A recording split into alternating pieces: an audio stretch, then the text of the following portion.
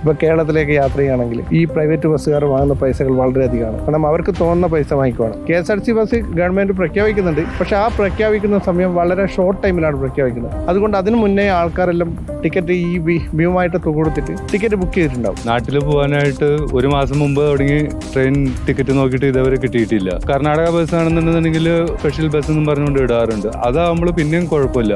Kerala government ആണെന്നുണ്ടെങ്കിൽ ഒരു ഇതുമില്ല.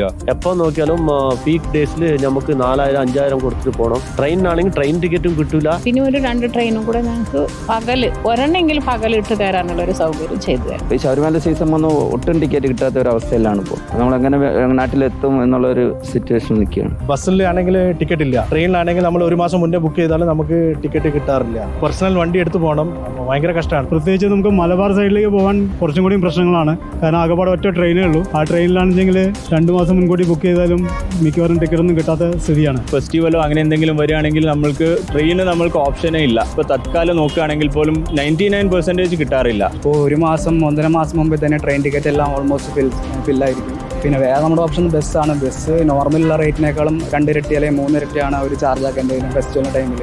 നമ്മളിപ്പോൾ ഉള്ളവർക്ക് അത് ഭയങ്കര ബുദ്ധിമുട്ടായിട്ടാണ് തോന്നിയിട്ടുള്ളത്.